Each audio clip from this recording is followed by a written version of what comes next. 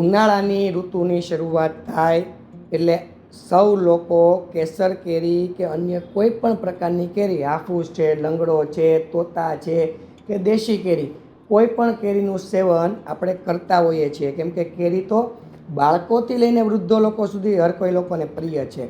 અને અત્યારે સૌથી મહત્ત્વની બાબત એ છે કે લોકો ખૂબ જાગૃત થયા છે. અપ્રાકૃતિક રીતે પક્વ થયેલી કેરી મોટાભાગના લોકો ઘરે લઈ આવવા માગતા નથી કે એનું સેવન કરવા માગતા નથી. તો જે લોકો કાચું દાબાનું ફળ ઘરે લઈ આવે છે તો એને ઘરે દાબો કઈ રીતે નાખી શકાય કે જેનાથી તે કેરી ઘરે સરળતાથી અને ઝડપથી પાકી જાય અને કેરી બગડે પણ નહીં.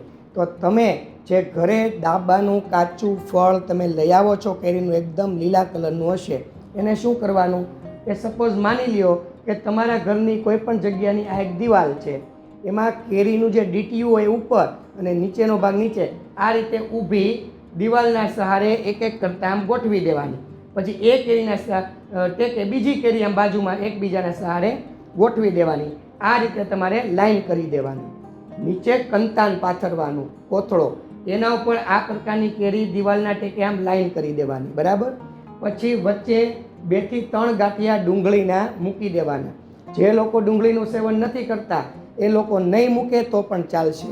ત્યારબાદ એની ઉપર પ્લેન જે કાગળ હોય કે છાપા હોય, કોઈ પણ રીતે આપણે એને કેરીની ઉપર ઢાંકી દેવાના. પ્લેન પેપર લ્યો તો સૌથી બેસ્ટ, એમાં સાય એક પણ પ્રકારની ન હોય, એના ઉપર ઢાંકી દેવાનું કેરી ઉપર.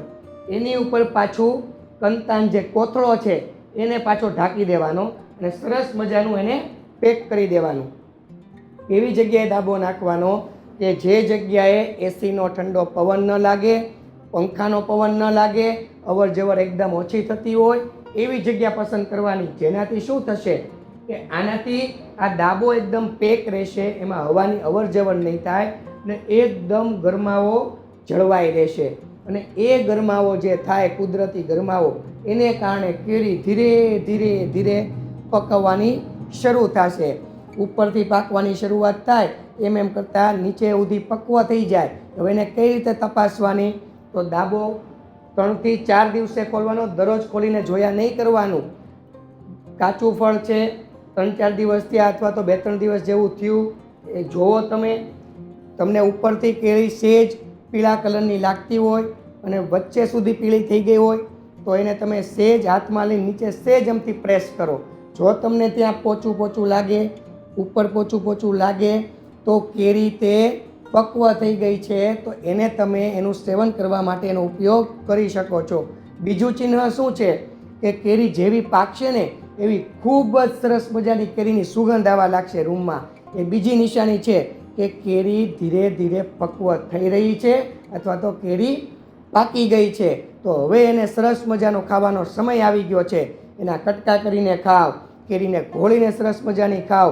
પહેલાંના જમાનામાં કેરી ઘોળીને ખાતા, જેનાથી રેસા ભીતર જતા, આંતરડા ચોખ્ખા થતા, કબજિયાતની સમસ્યા રહેતી જ નહીં. એવા લોકોને ક્યારેય કાચું આમ ઊભો થયો જ નથી, કેમ કે તે કેરી ઘોળીને ખાતા. બીજું, કેરી કટકા કરીને પણ ખાઈ શકો. ત્રીજું, કેરીનો રસ પણ તમે બનાવીને ખાઈ શકો છો.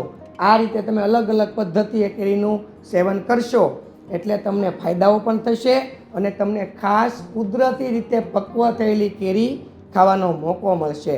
અપ્રાકૃતિક રીતે પક્વ કેરી ખાશો, બજારમાંથી ઉપરથી નીચે સુધી એકદમ પીળી, મજા આવે દેખાવમાં એવી પીળી કેરી જો ખરીદશો તો મોટાભાગની કેરી અપ્રાકૃતિક રીતે પાકેલી હોય છે. આ પ્રકારની કેરીનું સેવન કરવાથી શરીરમાં ગરમાવો ઊભો થાય છે, કાચું આમ વધે છે, ચાંદા પડે છે, શરીરમાં દુખાવા ઊભા થાય છે. આ પ્રકારની સમસ્યા ઊભી થાય છે. એટલે આ પ્રકારની કેરી અવોઇડ કરો અને બને ત્યાં સુધી ઘરે કાચું દાબાનું પણ લાવીને આ રીતે મેં જે રીતે કીધું એ રીતે એનો દાબો નાખો એટલે તમને ફાયદો થશે.